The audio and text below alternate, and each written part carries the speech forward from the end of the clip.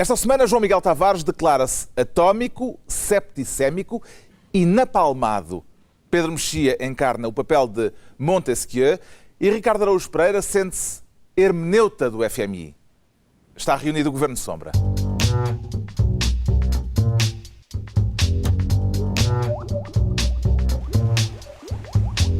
Viva, sejam bem-vindos. Depois de uma semana em que a coligação governamental voltou a dar sinais de já ter tido melhores dias e depois da derrota dos partidos do Governo Nacional nas eleições regionais dos Açores, vamos falar disso mais adiante, mas antes o Ricardo Araújo Pereira quer ser Ministro da Educação Cara.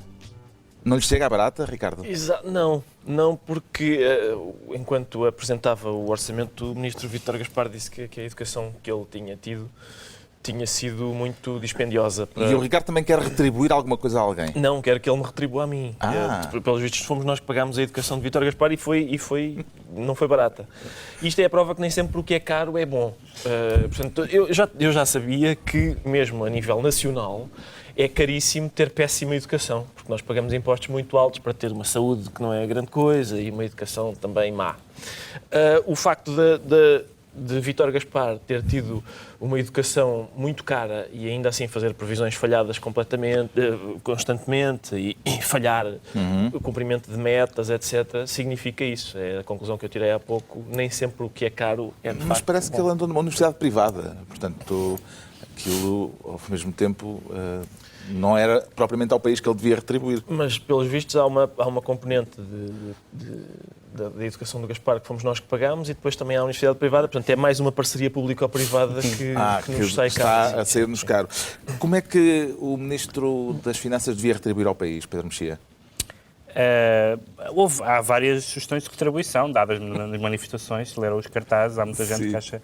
O que eu acho é que claramente, e o Ricardo também falou nisso, esqueces de sempre. Um dos problemas clássicos da nossa educação é o vírus da matemática e dos problemas clássicos com matemática. Já se sabe que é uma coisa que afeta, eu próprio fui afetado por isso, a incapacidade de fazer contas e, portanto, claramente essa parte manifesta-se na educação do Ministro das Finanças. Mas ele disse que tem quer retribuir o enorme investimento. E preocupa-me que para Vítor Gaspar tudo é enorme.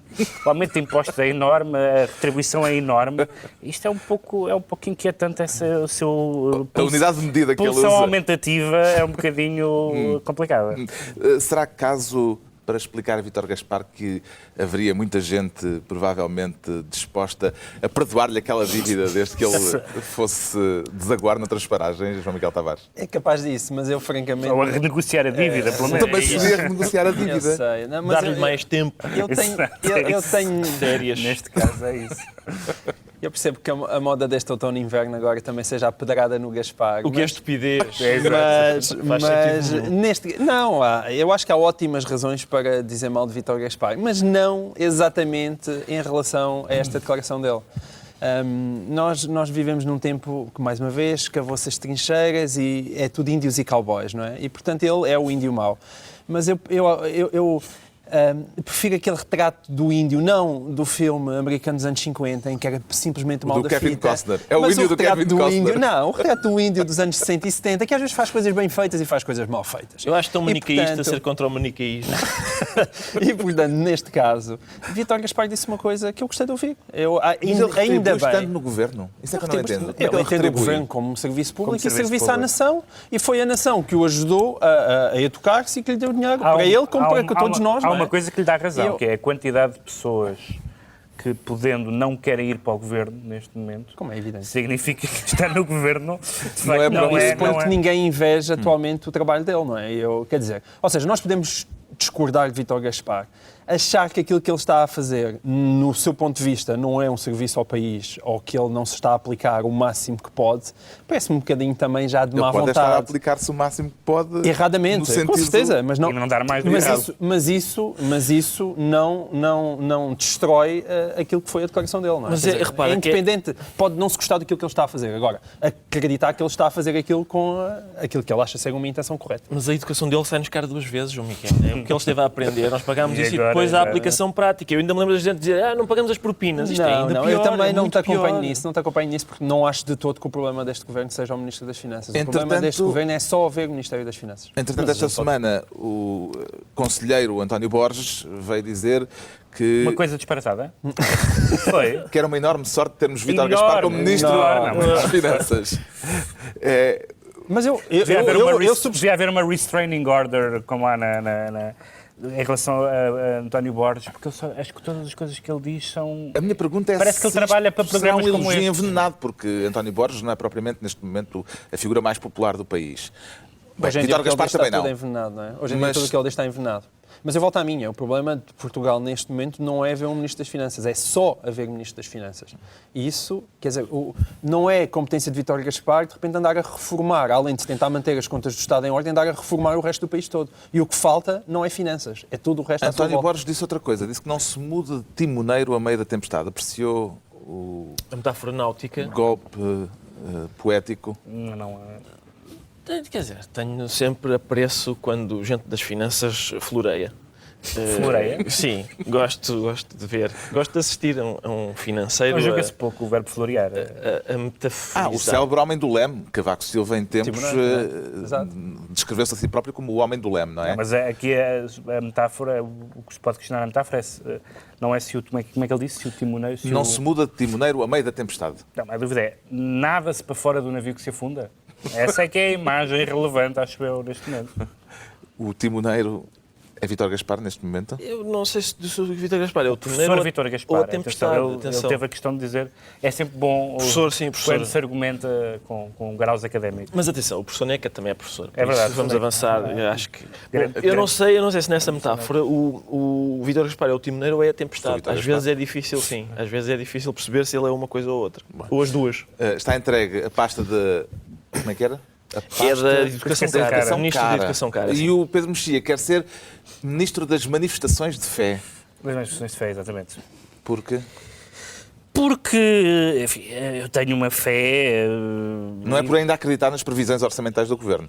Não, também não exageremos.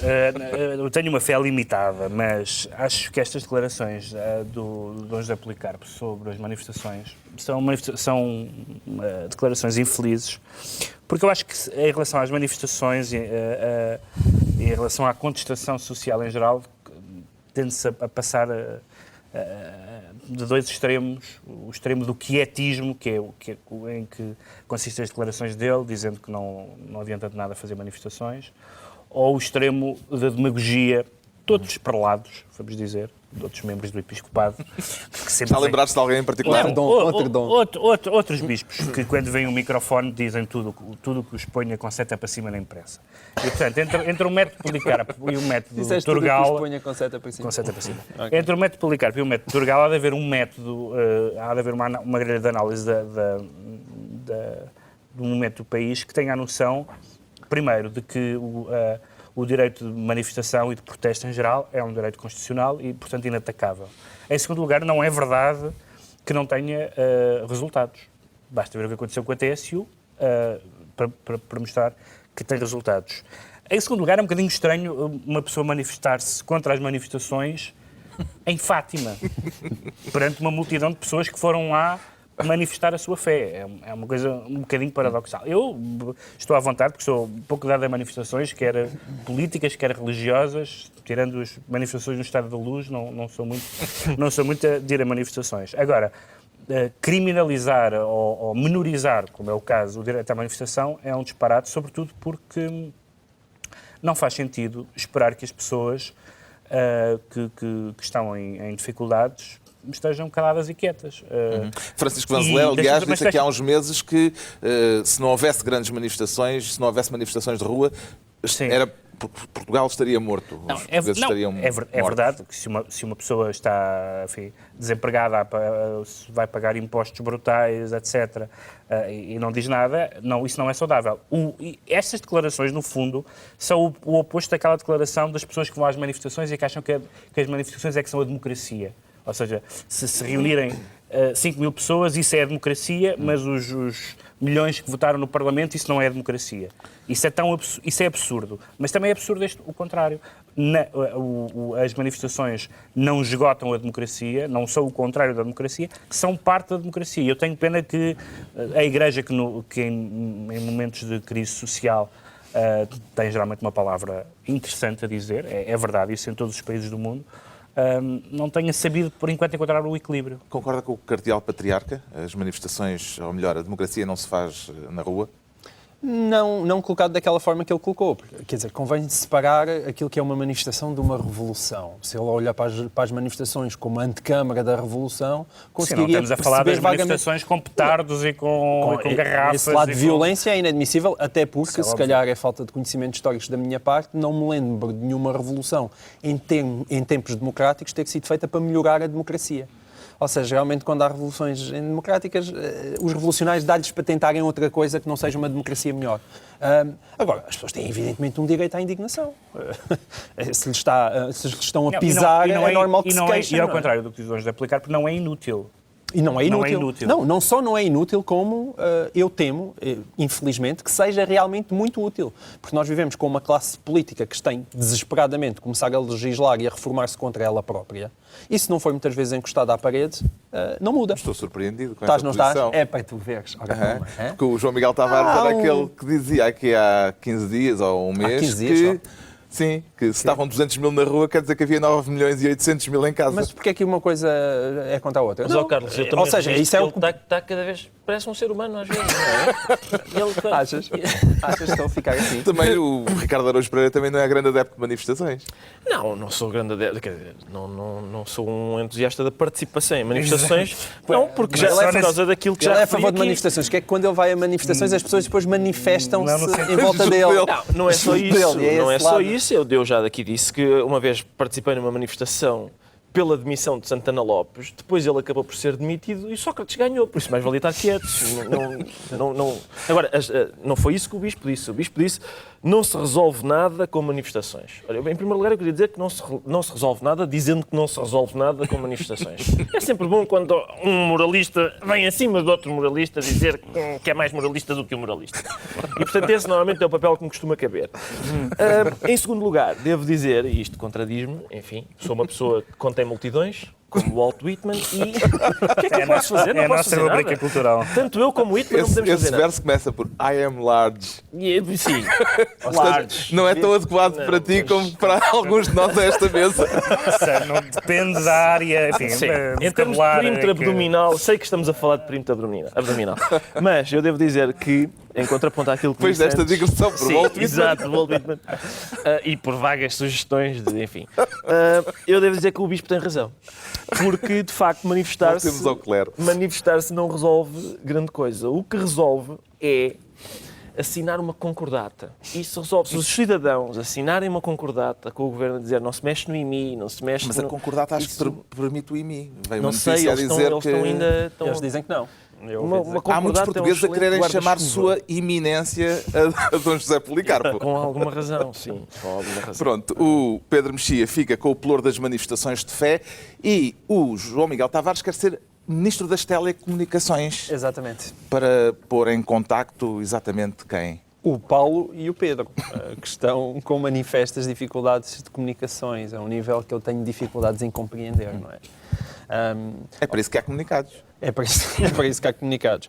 E, sobretudo, a mim, Paulo Portas, ele está a agir, portanto, há aqui um padrão, já é a segunda seguida, não é? Foi agora a TSU e agora o orçamento, e há aqui um padrão de comportamento que é igual nos dois casos. E o que é que ele nos vem dizer? Veio-se queixar como se fosse um daqueles casais queixar-se de traição, mas que nunca sai de casa. Porque é preciso manter as aparências, ou seja, há uma senhora conservadora... terapia de casal? Deviam definitivamente fazer terapia de casal. Parece que há uma senhora conservadora, que é a Troika, que não quer divórcios, que é uma coisa suja, e, portanto, convém que as aparências continuem como estão, e por isso é esse o argumento que Paulo Portas dá para se manter no governo. Argumento esse que poderia ter sido já agora usado, e eu aqui pareço um socialista, na altura do PEC 4, porque aí pode dizer, olha, no PEC 4 também é preciso manter as aparências. Porque se nós estamos condenados a manter as aparências, e alguém que devia estar a apoiar este governo tem aquela atitude do não quero, mas pronto, está bem. porque tem de ser. Isso não tem pés nem cabeça. Momento Max Weber. No momento Max Weber. E ora, e sobretudo, o que é que diz alguém que está sentado em casa, no sofá, a ver estas notícias? Porque se o Pedro e o Vítor não conseguem convencer o Paulo, que está supostamente com eles à mesa do Conselho, do Conselho de Ministros, se não conseguem convencer alguém que supostamente vê os números, que sabe a situação do país, que deviam-se entender qual o rumo O que é extraordinário é um comunicado do CDS a dizer que vai aprovar uma proposta de orçamento que supostamente já aprovou no Conselho de Ministros. Exatamente. E 3 dias? 3 dias para depois colocar aquele comunicado cá fora? Refere os impostos, não há nenhuma referência aos impostos nesse comunicado. E ele teve 3 dias a pensar para aquilo. Aquilo é que nós tínhamos a moda do tabu, agora temos a moda do amu. Isto não tem pés na cabeça. E, de facto, as pessoas olham à volta e dizem, meus senhores, se quem está no governo nem sequer acredita no que está a fazer, como é que é possível que nós acreditemos? Não é possível. E o célebre Conselho de Concertação da Coligação, ou como é que aquilo se chamava? De coordenação. Sim. Eu não se tem ouvido falar muito dele. Não, eu desapareceu. em tempo útil defendi que devia haver uma comissão fiscalizadora do Conselho Regulador da... Está a começar a fazer falta. Já está a começar a fazer falta, evidentemente. Porque, de facto, perdeu-se esse Conselho. É uma Mas pena. eles quer dizer, não se falarão? Como é que imagina que é aquilo? Vamos fazer um cenário de ficção e pomos agora no canto superior direito do ecrã aquela indicação a dizer reconstituição. Reconstituição, sim. E como é que será no Conselho de Ministros? Não consigo... É possível que ninguém consiga falar... Mas eu acho que o que acontece, já para prolongar a imagem conjugal, é que e o facto de haver... Que é repugnante. Que é repugnante. Mas continua. De haver tantos deputados, nomeadamente do CDS, a manifestar-se no Facebook, etc. Estamos naquela fase dos casamentos em que alguém à mesa... Chamou o psiquiatra José Gameiro. Não, em que alguém na mesa diz a uma criança, diz ao teu pai, que está sentado, diz ao teu pai que não seja parvo, e o pai está na outra ponta da mesa. Estamos nesse momento. Pois, se calhar aquilo vai ser estranho. Há um ambiente ali seguramente estranho no Conselho de Ministros, não é? Mas quer dizer, vamos lá ver, eu acho que não estamos a falar das aparências. As aparências, neste caso, não iludem. Estamos a falar do CDS, neste momento, querer fazer um número de equilibrismo impossível. Primeiro, não é possível aprovar o orçamento a proposta de orçamento em Conselho de Ministros e depois, uns dias depois, pronunciar-se como se agora sim estivesse... Em comunicado. E, em segundo lugar, não é possível ser fiel ao programa com que aqueles deputados do CDS foram eleitos e aprovar este orçamento. Mas descobriram isso agora. Eu volto a mim. Mas é que o argumento das aparências... O que eu questiono é que não é uma questão sequer de aparências. Não há aparências nenhumas. A aparência é a realidade.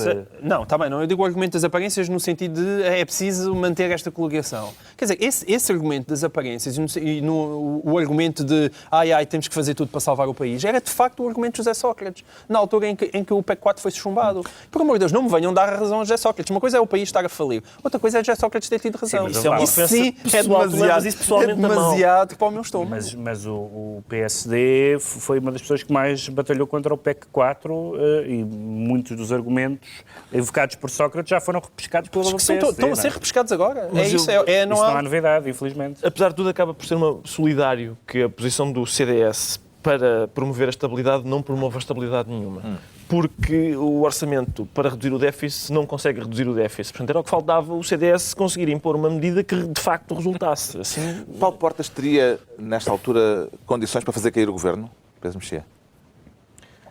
Quer dizer, o problema é que também ninguém quer ir para lá. O António Costa, na quadratura do Círculo, perguntaram-lhe, então, mas e se quer o governo, o PS pode avançar? E ele diz, essa solução neste momento não teria consistência. Ora, consistência não é só viabilidade, tem a ver com solidez. É uma questão... Mas isso já é interno, não é? É uma definição. Não, mas é verdade. Mas é verdade. Imaginem, por exemplo, que de facto havia uma alternativa credível no PS. A situação era bastante diferente. Imaginem que seria outro líder. Agora de repente fala-se em Carlos César, para ser, para além de António Costa, mas nunca se sabe bem para que carga é que António Costa está fadado. Mas com António já segura que isto não se põe, digo eu, e dizem muitos socialistas também, não é? Bom, está entregue a pasta das telecomunicações ao João Miguel Tavares. Daqui a pouco vamos falar justamente dos Açores, foi referido Carlos César, vamos falar das eleições regionais nos Açores. Por agora, o Ricardo Araújo Pereira considera-se hermeneuta do FMI. Exato. É preciso chegarmos à hermenêutica? Eu acho que, infelizmente, e muito enfim, também é uma pena para mim. Eu acho que não é um último reduto. Não é. Ainda por cima à frente de toda a gente, desatarmos aqui com hermenêuticas, acho que, enfim, as pessoas não mereciam. Mas a que conclusões é que chega a sua hermenêutica? Chega, primeiro, à necessidade da hermenêutica, porque Vítor Gaspar, o FMI disse coisas... E ele ainda está a E interpretá-las. Vítor Gaspar ainda está a interpretá-las e, portanto, é importante ajudarmos o Vítor Gaspar a fazer essa interpretação. Para quem precisar de procurar, hermenêutica é com H. É com H, exatamente. A primeira coisa que o FMI disse... Insulto gratuito à audiência. Peço desculpa. Para quem precisar. Foi um João momento, João Miguel Tavares. Obrigado. É sempre bom saber as coisas boas que tens a dizer de mim. A primeira coisa que a senhora Lagarde disse e que é importante interpretar foi: Portugal, Espanha e Grécia, dadas as circunstâncias, devem ter um pouco mais de tempo. O que é que eu acho que ela quis dizer com isto? Eu acho que ela quis dizer que Portugal, Espanha e Grécia, dadas as circunstâncias, devem ter um pouco mais de tempo. Vamos agora interpretar Isso é uma esse interpretação pensamento. ousada. Foi a tua É ousado. interpretação. Isso é Eu sei ousado, que é, isso sei que é. é. A seguir ela acrescentou: não achamos sensato mantermos presos a objetivos nominais. E neste ponto, não. Neste ponto eu julgo que ela quis dizer que não não seria acha sensato manter-nos presos a objetivos nominais. Portanto, É a chamada explicação tautológica. Isso é exato. Hermenêutica tautológica. Talvez seja um bocadinho literal, talvez incorra no pecado da literalidade, mas sinceramente eu acho que há uma certa simplicidade declarativa nas declarações do FMI que não, enfim, não requerem muito do hermeneuta. Ainda assim, Vítor Gaspar está a espernear, acho que é este o termo, sobre aquilo que querem dizer estas declarações. Ele disse, por exemplo, que, e isto é curioso, ele disse, não, apareceram umas coisas numas caixas no World Economic Outlook e essas caixas não costumam ser assinadas e desta vez foram assinadas. E diz o Jornal de Negócios, não, é falso, porque essas caixas por acaso costumam ser assinadas. E o cidadão comum disse, o quê? Mas e o meu subsídio? O que é que... Porque eles estão a discutir, a teimar. Não, costuma ser assinado. Costuma, sim senhor, ser assinado. E é isto. Isto é muito a onomatopeia do cidadão comum. Muito bom. Obrigado. E ainda, houve um senhor chamado Blanchard, que é o tal que assina essas caixas, e o Vítor Gaspar diz que os resultados a que ele chegou não são sólidos, mas as pessoas dizem que sim, que são mais sólidos do que ele diz. E Vítor Gaspar depois termina com uma... Atenção, que isto é maldade. Ele parece uma mosca morta, mas ele, atenção, ele é mauzinho quando quer. Porque o que ele disse foi... Enfim, Cavaco Silva veio subscrever estas declarações do FMI e a minha interpretação das declarações do FMI no Facebook. E Vítor Gaspar diz, pois, eu não estudei as afirmações do presidente Cavaco Silva no Facebook. E isto é um estratagema cruel, é um estratagema humorístico básico, Sim, que é... Estudar declarações do Facebook é muito bom. Estudar declarações do Facebook. Portanto, é pôr em contraste a palavra estudar com uma coisa real como são declarações do Facebook.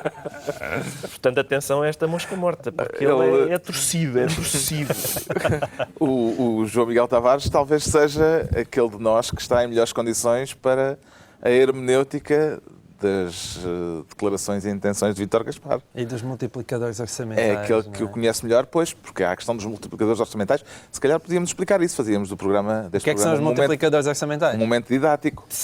Então, são Vocês fazem tudo pela audiência. Mas isto vai ser bom. Portanto, os multiplicadores orçamentais, se eu bem me recordo, das minhas aulas de economia, então, são, portanto, fatores de proporcionalidade que pegam no comportamento de uma variável endógena e depois vão analisar como é que ela se comporta em função das alterações de várias variáveis exógenas. Ora, aí está. E são isso os multiplicadores orçamentais. Agora, mas se eu devia quiserem, estar a tomar nota para o quiserem, próximo teste. mas atenção, eu tenho uma solução pediátrica, evidentemente, para explicar isto. Eu vou explicar o que é que são multiplicadores orçamentais utilizando os meus filhos, como sempre. Ora, imaginem que os meus filhos estão os três a portar-se mal. Imaginem que eles estão os três a portar mal. Quantidade de trabalho infantil que ele promove. Estão-se a portar mal porque a mais pequenina ainda não se porta mal. Os três estão-se a portar mal e eu dou uma palmada no rabo de um. Ora, se os outros pararem de se comportar mal por causa daquela palmada, significa que há ali um multiplicador pediátrico por 3, porque eu bati apenas no rabo de um e consegui que os 3 O efeito parassem. dos 3. Ou seja, é isso o multiplicador. Claro que pode acontecer que eles fujam com medo do pai pelo corredor e destruam a cristaleira e que partam toda à sua volta. E, portanto, o multiplicador não resultou. Ora, é mais ou menos Estamos isso que mais ou menos está nessa a acontecer situação. em Portugal. É que o pessoal está a fugir A cristaleira pelo corredor. está-se a partir toda. A cristaleira partiu-se se toda. Mas não é mau. Bravo.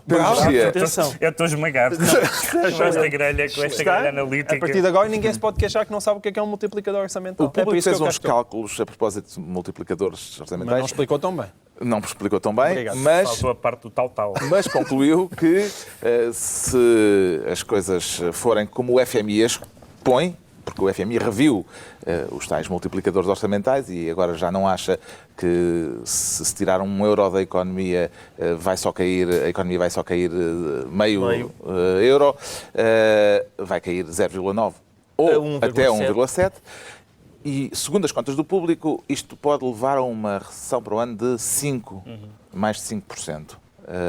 Com estes multiplicadores orçamentais, o que é que se pode esperar do Dr. Gaspar das Finanças? Eu, estranhamente e inesperadamente, vou prolongar a imagem pediátrica. Do tal. Já é a segunda vez. Há bocadinho prolongaste o casal. Estou-te a prolongar. Tu estás-me a prolongar. Vou prolongar a imagem, És a minha a imagem pediátrica, porque há esta relação assim, supostamente nós temos um governo e um ministro das Finanças que faz o que nos mandam.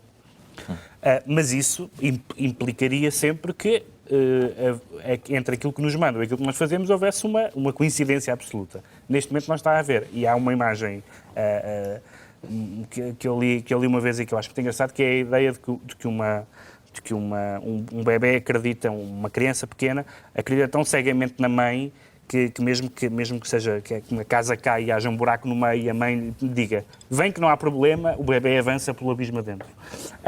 E de facto aqui pode parecer que seria isso que estava a acontecer, ou seja, havia um plano para nos salvar que implicava nós confiarmos na mãe mesmo que víssemos um buraco à nossa frente. Agora, neste momento, isto é já estamos aqui pelo buraco adentro. Vítor Gaspar desconfia da mãe. E a partir do e não do primo. Se desconfiaste do primo, que é Francisco Lassan, é mais normal.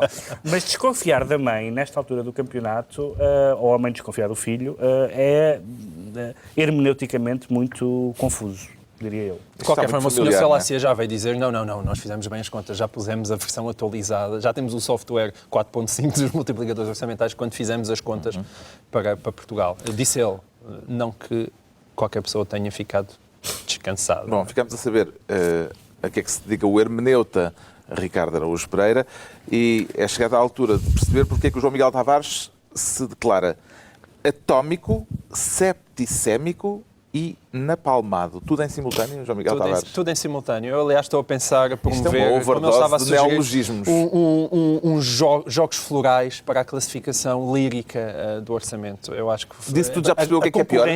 A concorrência é grande. Atómico, septicémico ou napalmado? É tudo muito mal, como já se percebeu, não é? E esta competição, de repente a coisa transformou-se numa espécie de unanimidade nacional e quando começa a haver uma unanimidade nacional eu começo a sentir umas certas comissões, confesso. Está toda a gente com tanta vontade de bater nisto. Portanto, vem aqui defender o orçamento do Estado. Não é isso. É que de facto... Sabes que isso trata. Não venho. Não venho defender o orçamento de Estado, mas venho, digamos assim, tentar estabelecer a minha opinião, que é para eu não parecer qualquer dia que sou igual a Ricardo Araújo Pereira, que é uma coisa que frequentemente me preocupa. Aliás, há perigo de confusão. O país tem... Ele próprio, se tapar os olhos, não sei quem é que está a falar. Ele próprio já diz, então, finalmente encontraste a luz e tudo isso. E de facto... Isto é a propósito do atómico, septicémico e napalmado. São as classificações do orçamento fiscal, para as quais Bagão Félix, diga-se, é o maior contribuinte líquido.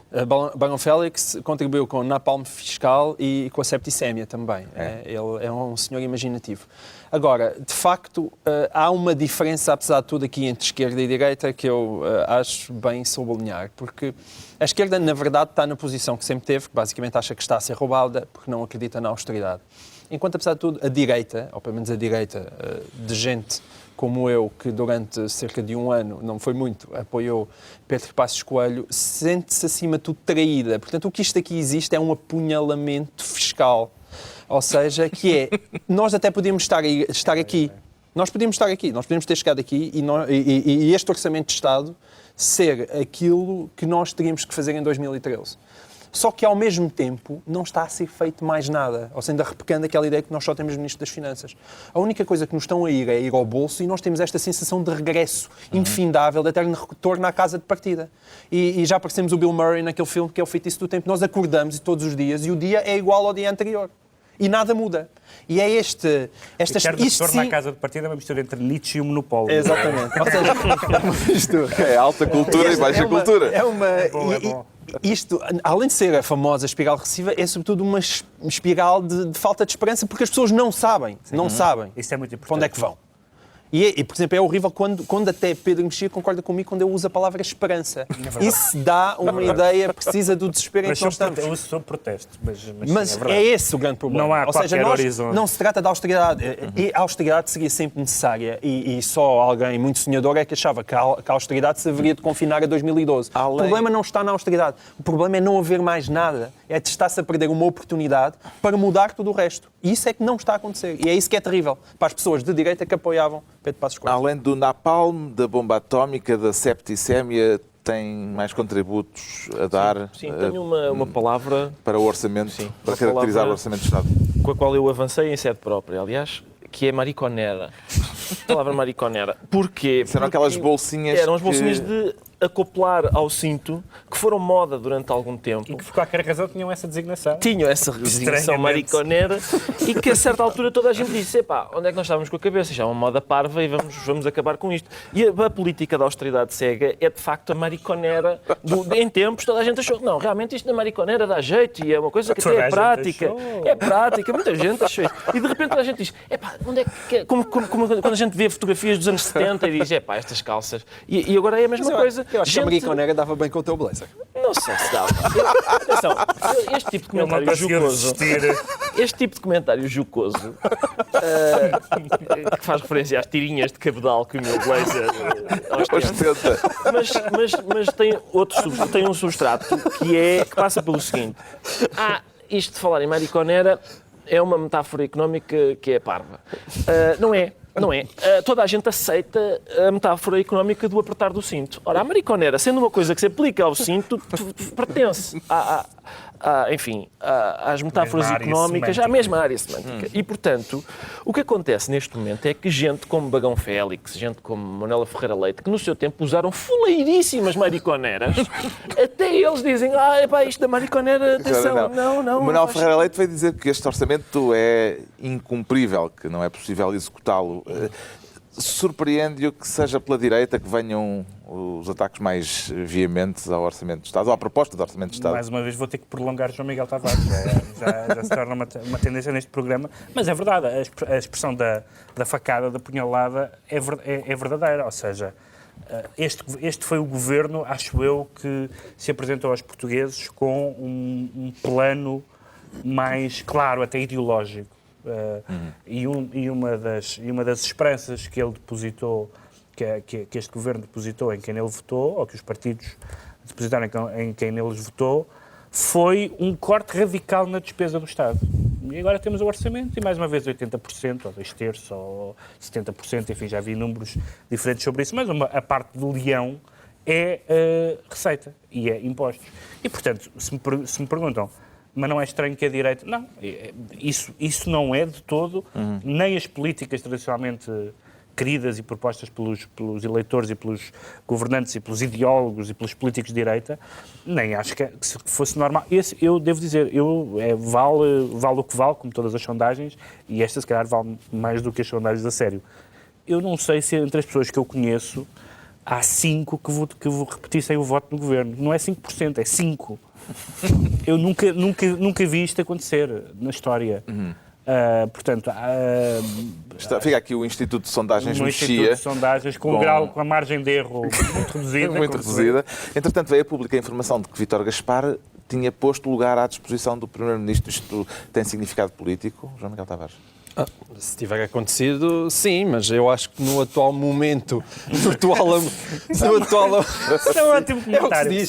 Se isso é verdade, é importante. Mas Se for mentira, se for Se tiver mentira, não. acontecido, é importante e revela Mas espera aí, sensatez. vocês não me permitiram o seguimento brilhante do Na meu verdade, na raciocínio. verdade, o é que que- aconteceu foi o É que a contrário. mim, é isso, é que eu, neste momento, o que eu acho é que deve ter sido Pedro Passos Coelho que pôs o seu lugar à disposição de Vítor Gaspar. Aliás, Vítor Gaspar presidiu ao Conselho de Ministros. Exatamente, e o Vítor Passos Coelho disse, está fora, não, é? Pedro, continua lá aí que eu não quero ser o único a levar pancada. Pronto, está esclarecida a septicémia, o napalm, o estado atómico do João Miguel Tavares. É a altura de conhecermos o Montesquieu de Queluz de Baixo. Pedro Mexia. Exatamente. Não, é que isto não é só o Whitman e não sei o quê, é também há autores de ciência política. História das ideias. O que é que o faz evocar o espírito das luzes, Pedro Eu Mexia? queria apresentar aos juízes portugueses a separação de poderes. Eu gostava de promover Um encontro. um encontro, uma espécie de speed dating. De um lado a separação de poderes, do outro lado a teorizado por Montesquieu. Isso por causa do presidente da Associação Sindical dos Juízes, que veio dizer Sim. que o orçamento é inconstitucional Sim.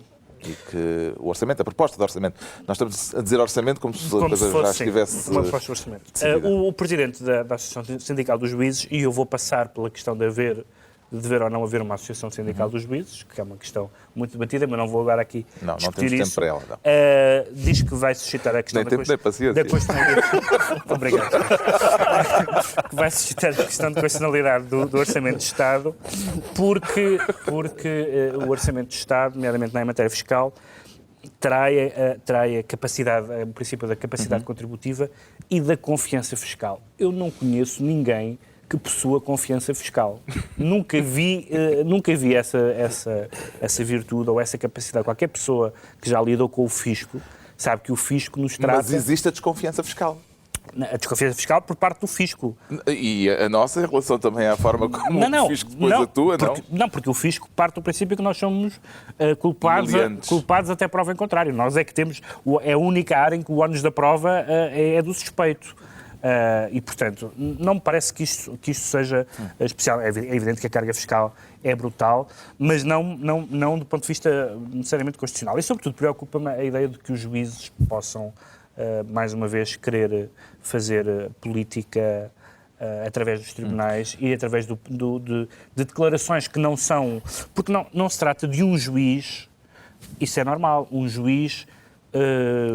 invocar a inconstitucionalidade de princípios ao aplicar a lei. Isso é a lógica do sistema. Agora, uma associação de juízes querer ter um protagonismo político e dizer preventivamente que o orçamento é inconstitucional com base em critérios muito discutíveis e em expressões muito vagas e muito genéricas, gostava de enviar o espírito das leis de Montesquieu ao juiz Moraes Lopes. Foi longe demais o juiz Moraes Lopes? Foi longe demais e não foi só o juiz Moraes Lopes. Quem ouça, por exemplo, eu ouvi também um representante da Associação de Oficiais, por exemplo, em relação ao Ministério da Defesa, utilizar também uma linguagem completamente desproporcionada, já não para falar que Serra de Carvalho não tem responsabilidades e que parece que quer mesmo vir invadir o Terreiro do Paço. Mas este é o grande perigo da tal moda outono-inverno de pedrada no Gaspar e pedrada no Governo. Ou seja, é porque se passa muito rapidamente do lado de proteção pessoal. Alguém vem-nos bater e nós tentamos reagir e toma lá um pego. E depois nós estamos já a dar a volta... Toma lá um pego. Nós estamos já a dar a volta. Passa-se na Covilhã. Nós estamos já a dar a volta de depois darmos um pego, como está no chão, agora desata tudo a dar pontapés. E isso, claro, e depois chega-se ao destrambelhamento dos juízes estarem a tomar esta posição completamente ilógica, ou dos oficiais utilizarem uma linguagem que é completamente imprópria para alguém que faz parte das Forças Armadas. E o que é que tem a contrapor ao Montesquieu de Queluz de Baixo o Sr. Voltaire de Araújo Pereira? Isso é muito elogioso para mim e muito ofensivo para Voltaire. Ele não está cá, não interessa. Ele não vê a TV 24, acho que ele não assiste nem ao ouve a programa. TSF. Ele é das poucas pessoas que não assistem a este programa. Bom, mas Carlos, há dias a Ministra da Justiça disse que fez aquelas declarações, a impunidade acabou e tal, portanto foi um momento em que o Poder Executivo meteu o nariz no Poder Judicial. Portanto, porquê que o Poder Judicial não pode meter o nariz no Poder Legislativo? Eu acho que há uma questão de reciprocidade que também está a ser ignorada. Temos de ser sensíveis a essa. Orgia institucional. Sim, orgia institucional. Uma orgia institucional parece-me uma expressão Não tem nada que interessante. agradecer. Bem, já vamos falar das eleições nos Açores. Antes de passarmos aos decretos decretos é também a altura de inaugurarmos aqui uma nova rubrica neste Governo Sombra e uma rubrica que esperemos que seja uma secção um pouco visitada. Chama-se O Governo Sombra Errou. Errou na semana passada quando eu disse aqui que o jornalista José António Cerejo era um dos jornalistas incluídos na lista de despedimento coletivo em curso no jornal. Não é verdade. Fica a correção. José António Cerejo vai continuar no Público. Foi-lhe proposto há umas semanas que saísse do quadro e que ficasse apenas com uma avença, mas ele recusou a proposta. Portanto, o Governo Sombra errou. José António Cerejo não é um dos 48 trabalhadores que o Público despediu, entre os quais estão 36 jornalistas. Fica feita a correção. E, ainda brevemente, vamos passar pelas eleições dos Açores, assim de fugida, porque que nem um anticiclone, o PS teve maioria absoluta, os partidos do Governo Nacional foram derrotados. Há eleições nacionais a tirar destas eleições nos Açores? Eu tenho medo que sim, receio que sim, porque aparentemente... Perante isto, o PS parece mesmo um partido contestatário e rebelde à receita da austeridade cega. Eu tenho medo que isso seja extrapolado para o resto do país. O que é que o Primeiro-Ministro deve concluir?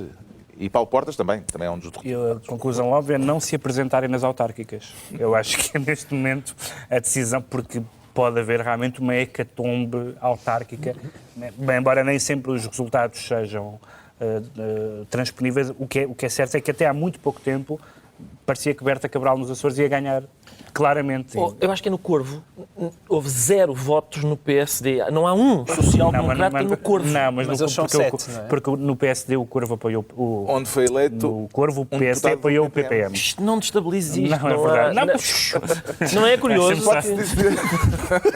Pode-se dizer que os açorianos fizeram a vontade a Pedro Passos Coelho depois de ele ter dito aquela célebre frase que se lixem as eleições?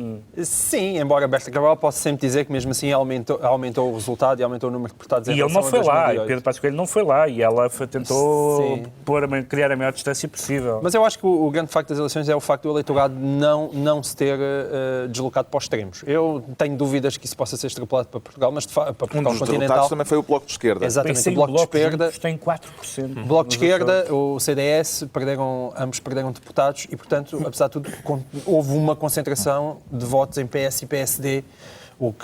Mas devido que isso... Que é um sinal de esperança. É um sinal, mas é isso. Nem sei como acabar a frase, de facto. Mas isso decretos. Passamos à fase seguinte. Decreto. João Miguel Tavares decreta Versalhes, a famosa pastelaria da Avenida da República em Lisboa. Não, eu não estava a pensar nisso, embora seja sempre uma boa oportunidade para ir lá comer uns bolos, já estamos a precisar. Mas não, era mesmo o outro, o famoso tratado... que depois colocou o final, após o armistício, colocou o fim na Primeira Guerra Mundial. Vejam na Wikipédia. Não, é que simplesmente Versalhes é um bom exemplo de como uma austeridade que ninguém compreendia e completamente inútil, e a vontade de castigar, naquele caso, a Alemanha, a única coisa que deu foi num homem de bigode, e a Europa me parece que precisa de aprender com essa lição de 1919. O Pedro Mexia decreta que se escreva a Obama. Sim. Está a lembrar-se de alguma carta... Só porque Mário Soares escreveu, não apenas uma carta aberta, mas uma carta fechada, que ele abriu também no jornal, a Obama apresentando, dizendo quem era, é engraçado, eu sou fulano tal, e dizendo que o apoia, que espera que ele ganhe as eleições americanas, e tudo indica que sim, porque ele já ganhou o segundo debate, e portanto... Não, consta que ele ganhou o segundo debate depois da carta. Não, foi a carta que o motivou. Eu queria só recordar o que é forçoso recordar nestas circunstâncias, o antecedente que há português, que é o facto do jornal A Capital ter apoiado Al Gore em editorial.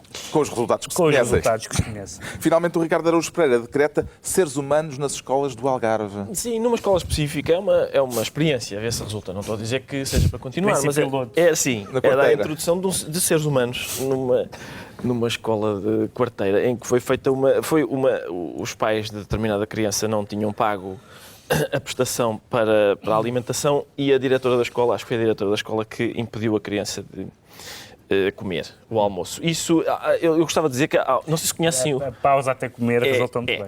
Eu não sei se conhecem o teorema do macaco infinito, que é um teorema que eu gosto muito de macacos e infinitos, então...